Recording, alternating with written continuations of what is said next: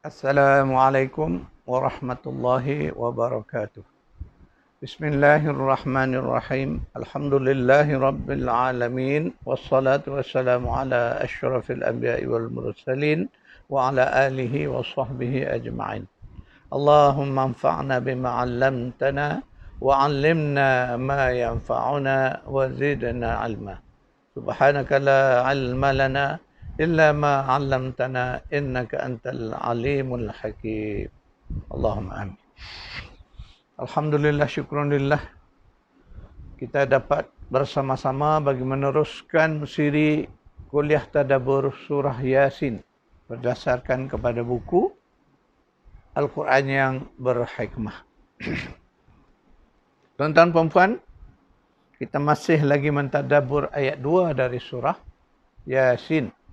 A'udzu billahi minasyaitonir rajim. Wal Qur'anil Hakim. Demi Al-Quran yang penuh dengan hikmah. Jadi membincangkan Al-Quran dari sudut hikmah ini, Masya Allah, satu perbincangan yang akan panjang. Jadi kita insya Allah cuba mengambil jalan pendek supaya kita dapat memahaminya dengan mudah dan sederhana. Semalam saya menyentuh, kita sama-sama melihat apa hubungan ulul albab dengan orang-orang yang diberikan hikmah. Dalam ayat 2 Baqarah, ayat 269, Allah mengaitkan ulul albab itu dengan golongan yang Allah berikan hikmah. Hikmah kebijaksanaan. Mari kita baca satu ayat lain. A'udzu billahi minasyaitonir rajim. Warrasikhuna fil ilmi yaqulun amanna bihi kullum min 'indi rabbina wa ma yadhakkaru illa ulul albab. Surah Ali Imran, surah 3 ayat 7. Dan orang-orang yang mendalam ilmunya, mereka berkata, kami beriman dengannya, iaitu dengan ayat-ayat mutasyabih. Karena semuanya datang daripada Rabb kami.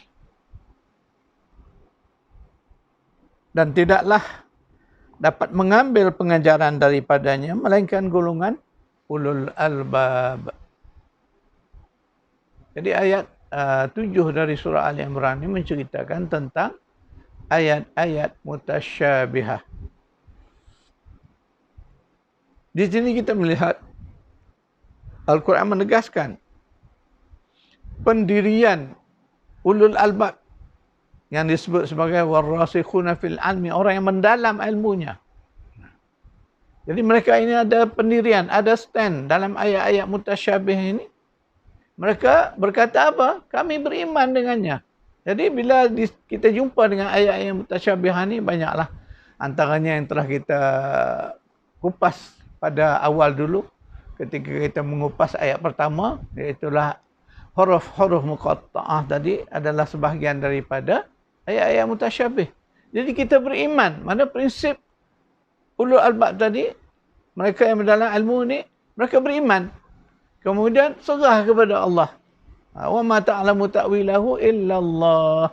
Wa ma ya'lamu ta'wilahu illa Allah. Tak ada siapa yang tahu takwilnya ayat-ayat mutasyabihah ini, hanya Allah, serah pada Allah. Itu pendirian. Kemudian tak payah berbahas, tak payah kita nak menakwil, nak bertanya, kita berhujah secara filsafah. Ini yang orang selalu suka berfalsafah, bertanya keadaan gitu bagaimana, begini, itu isu dia. Jadi orang yang ada pendirian ulul albab ini mudah kita beriman dengan ayat-ayat mutasyabihah, kerana kita yakin ia datang dari Allah. Ketika Allah menyebut dia bersemayam di atas arash, maka kita terima, kita yakin, serah pada Allah hakikatnya. Tak perlu mentakwil, kerana ada larangan tu, wa ma ya'lamu ta'wilahu illallah. Jadi itu disebut oleh ulul albab, dikaitkan dengan orang-orang yang mendalam ilmu dia. Saya nak ambil dari sudut itu ya, tuan-tuan dan puan-puan.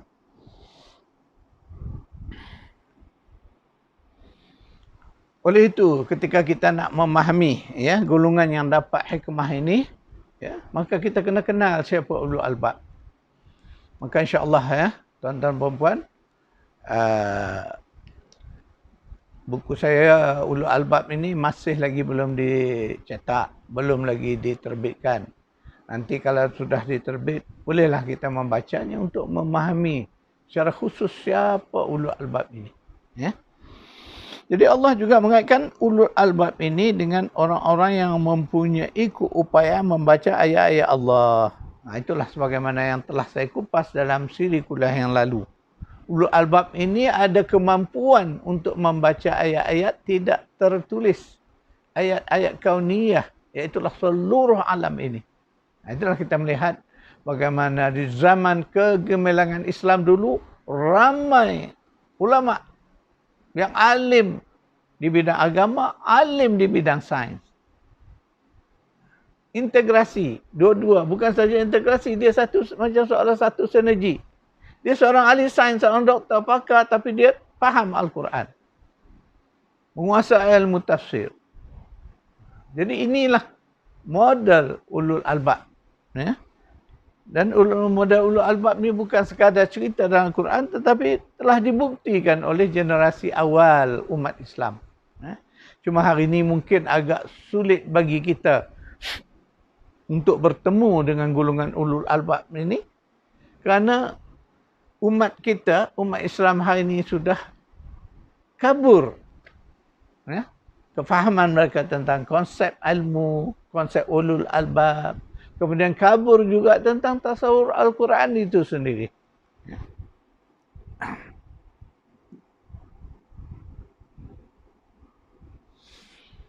Berbalik kepada ulul albab tadi, ulul albab ini dijelaskan oleh ayat 191. Ya. A'udzubillahi minasyaitonirrajim. الذين يذكرون الله قياما وقعودا وعلى جنوبهم ويتفكرون في خلق السماوات والأرض ربنا ما خلقت هذا باطلا سبحانك فقنا عذاب النار. Surah Ali Imran, surah 3 ayat 191. Ini ciri-ciri yang Al-Quran cerita siapa ulul albab tadi. Dalam ayat 190 Allah sebut penciptaan langit dan bumi, malam dan siang, benar-benar merupakan ayat kepada ulul albab. Maka nak tahu ulul albab ini Allah jelaskan ayat tadi. Iaitulah orang-orang yang yazkurunallah, mereka itu sentiasa mengingati Allah. Dalam keadaan qiyaman, berdiri, dan dalam keadaan duduk, malah dalam keadaan berbaring, hati mereka sentiasa ingat kepada Allah. Dalam waktu yang sama, wa yatafakkarun, mereka sentiasa berfikir. Berfikir tentang apa? Pada ciptaan patala langit dan bumi. Inilah Quran mengajar, ya, mengajar kita bahawa berfikir itu adalah satu daripada dinamik manusia ini. Sifat utama manusia ini Allah kurniakan akal dan hati untuk berfikir.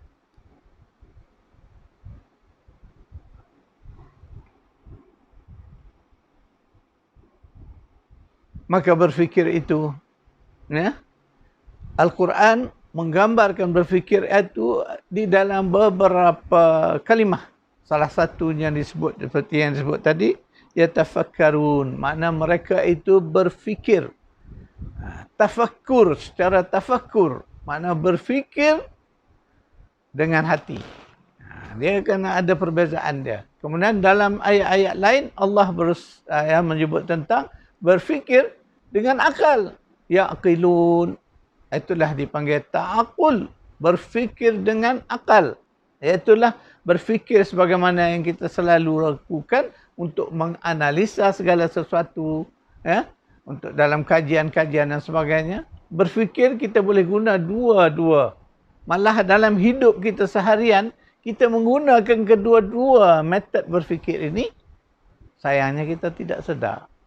Dan kita tidak dapat memisahkan antara dua. Saat mana kita bertafakur, saat mana kita berta'akul, dan saat mana kita pula bertazakur. Jadi ada hubung kaitnya dalam bab berfikir. Dalam bahasa kita jangan satu perkataan berfikir. Fikir itu pun kita ambil daripada kalimah Arab juga, iaitulah tafakkur tadi. Jadi tafakkur ni lebih merujuk kepada hati kita. Berfikir dalam makna kita mengingat. Sebab tu dia ada nanti kaitan dengan tazakur. Berfikir dengan akal, ta'akul. Jadi saya, tuan-tuan puan-puan, saya alhamdulillah berkesempatan belajar di bidang psikoterapi. Jadi bila dilihat, ya, setelah kita mentadabur ayat-ayat Al-Quran berkaitan dengan akal berfikir ini, Masya Allah, apa yang disebut oleh Al-Quran ini jauh mendahului fakta-fakta yang ada di dalam ilmu psikologi. Bagi kita orang awam, fikir itu sajalah. Tapi sebenarnya fikir itu ada dua level. Ada kala kita berfikir dengan akal kita. Ada kala kita berfikir di level hati kita. Jadi itu kena mendalami ilmu psikologi atau psikologi gunaan, applied psychology. Kemudian baru kita akan menemui fakta-fakta ini. Barulah kita faham, Masya Allah. Kenapa Allah kadang-kadang Allah kata menggunakan tafakkarun. Kadang-kadang Allah menggunakan yaqilun. Ada kala Allah menggunakan tazakkarun. Rupa-rupanya ada bezanya, ya. Situasi berfikir juga, tapi berfikir dalam situasi yang beza dia punya prosesnya.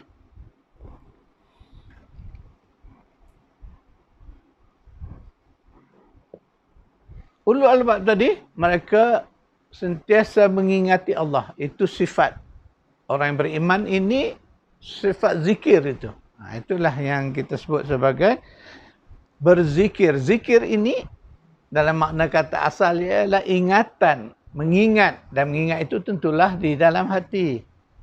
Cuma isu hari ini ada orang memahami zikir dengan lafaz. Saya tak mau membahaskan isu itu, tetapi kita nak mengambil pengertian bahawa zikir itu ingatan dari dalam hati. Maknanya ulul albab ni ada dua ciri yang dalam ayat ni Allah jelas. Hatinya dekat kepada Allah. Itu kita kena faham. Apa saja yang ia lakukan, ia ingat kepada Allah. Tak kira dalam keadaan berdiri, duduk, berbaring.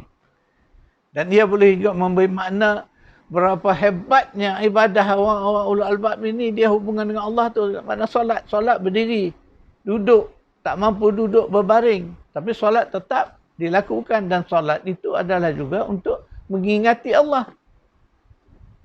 Wa aqimis salatu li zikri. Dirikanlah solat untuk mengingati aku. Itu dalilnya.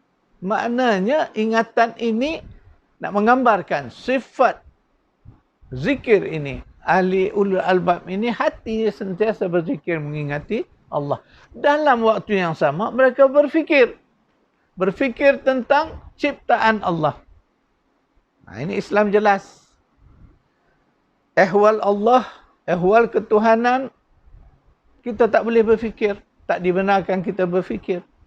Tetapi Allah hendak kita berfikir tentang makhluknya. Ini pun tak habis kita fikir makhluk Allah ni.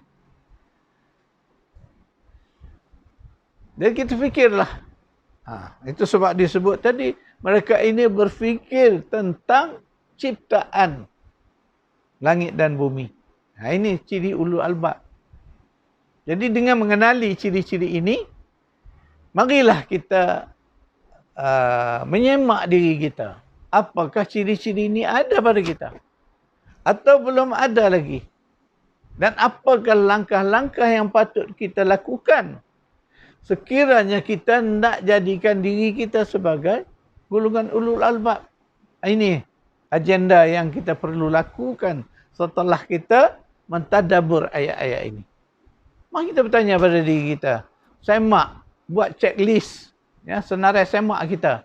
Kualiti, ciri-ciri ulul albab ni ada atau tidak pada diri kita. Mungkin kalangan kita alim. Ya, banyak ilmu dalam bidang-bidang agama kita. Contoh, makna kita alim dari segi Al-Qurannya.